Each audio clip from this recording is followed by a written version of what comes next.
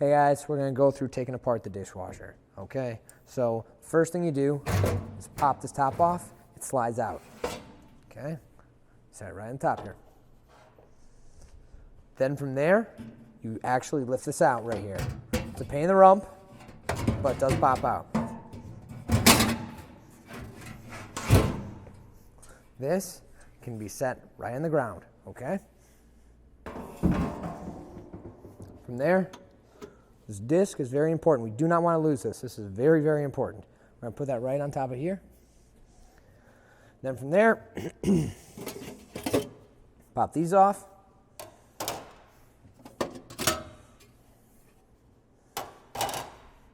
And then this whole thing comes out, okay?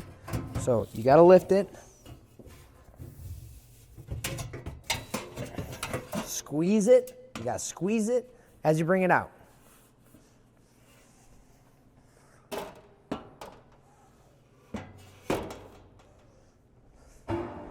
Then from there, okay, we actually take this and we take out all the old fruit, all the old gross things that are in there, and we actually go and dump this right in the garbage.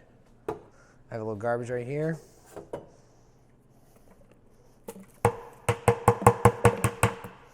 Then from there, you take a pitcher, fill it with water, and you pour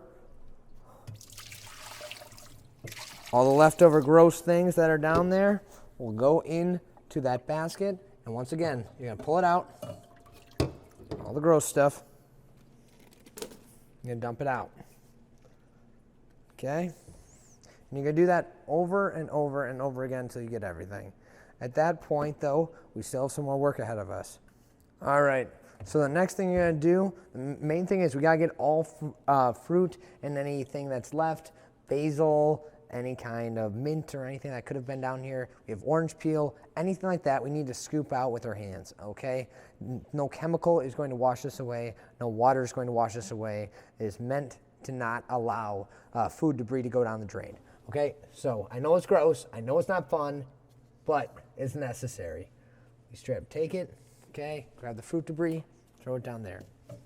And that's why we do use the basket as best as we can. We want to use this little basket, and that's why we did the pitcher. We put the little basket, we're trying to force all the little food debris to go down the basket so that way you don't got touched so much. But, like I said, you do grab a glove, you do make sure you do that. And then from there, after all the food debris is basically got as best as you possibly can, you spray it down with a multi-surface cleaner. Multi-surface cleaners are meant for stainless steel. It's a big misnomer. People don't know this, but you do not want to use bleach chlorine solutions on stainless steel. It'll cause it to rust. We use a multi-surface cleaner. We spray it down. After we spray it down with a multi-surface cleaner, we take a scrub pad that's blue. It says non-scratch scrub pad, so that means it's not going to ruin the stainless steel. And then we just do a quick little scrub.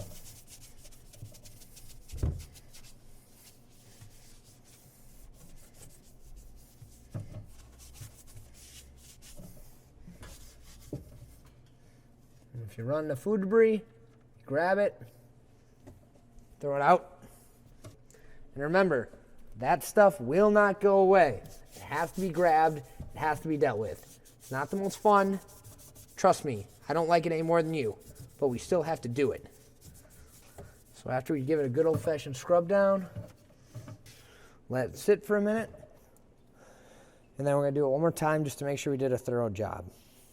While we're waiting to do maybe another minute and let that multi-surface cleaner do its job, we inspect the spray heads because we want to make sure that the spray heads that are spraying hot water out are not clogged. In Shauna, we have very hard water, which means we have a lot of calcium inside of it. So they can get clogged with something like that. The company recommends a toothpick to be stuck in between every single one that make sure that you don't have any calcium buildup or something along those lines. I think that's overkill, so just a quick visual inspection to see which ones are spraying, which ones are not. If you do see one, then obviously take care of it with a toothpick. So it's been about a minute. We're going to do the same thing. One more quick spray. non-scratch scrub pad. Okay. So then from there, we're going to turn this baby on, and we're going to drain it. That just removes some of the cleaning chemicals in there. We reach in with our hand again. Not going to get hurt. There's no blades. There's no anything like that. We're reaching. We're checking for food, checking for plastic, checking for anything that nobody wants their drink to have inside of it. So next, okay, after we drained it, we turned it off because that also turns on the heating element. So we want to make sure we turn it off because we don't want the heating element to be on to burn it out, okay? We don't want that melting on us. The next thing is we got to clean this front part, okay? This is no different than cleaning a dish or a sink. We just take it, spray it with this multi-surface cleaner, and we scrub. And we scrub the inside as well. Mold growth can occur in there. We want to make sure we're being very, very, very, very thorough. Next thing that we're going to have to do is pop this out, okay? Warning ahead of time, this is going to be gross. This is going to be grody. All right, so we take this, we spray this out, okay? Then after we spray it out, we scrub it down. And then with hot water, we pour it in.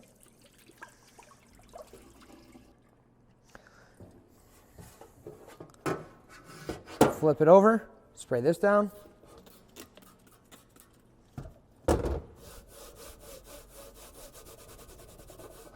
Once again, cleaning it with a non-scratch pad.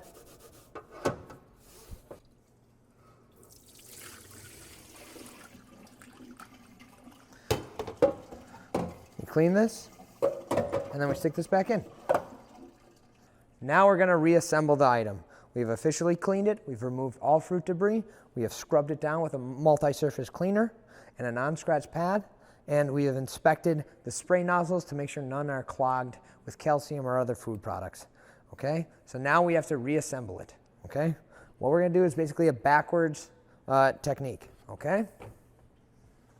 We're going to take it. Just like last time, we're going to squeeze as we put it in because it is a pain.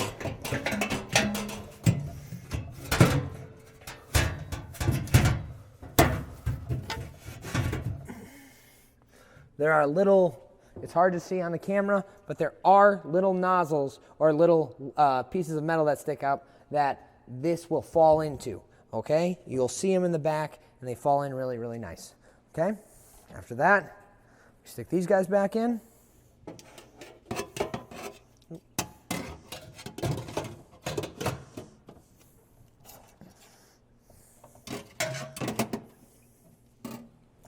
Then from there, we're going to put the rack back on, but don't forget the disc. Remember I said this is important? This is what everything pivots on. So put the disc in. Make sure we're clear. And we're going to put this bad boy in.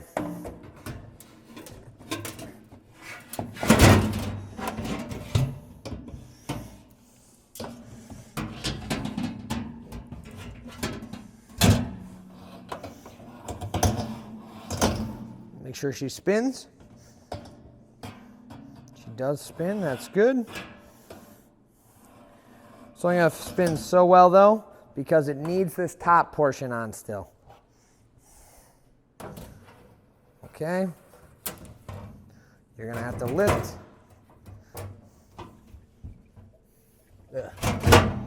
Put that in. There's a little piece here. You got to make sure falls in. Feel at the back. It's in. Now we're going to test. Rotates beautifully. No problems.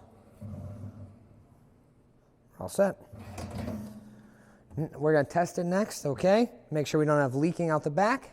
So what we're going to do is we're going to fill it. We're going to turn it on first. So turning it on. Then we're going to fill. Turn the water on.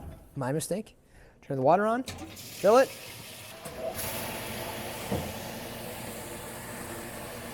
And let it run. we're looking for leaks, okay? We're looking in the back. Feeling. Looking on the bottom. We're not seeing any leaks. That means that the water's shooting up and staying in the dishwasher. That's huge. That's great.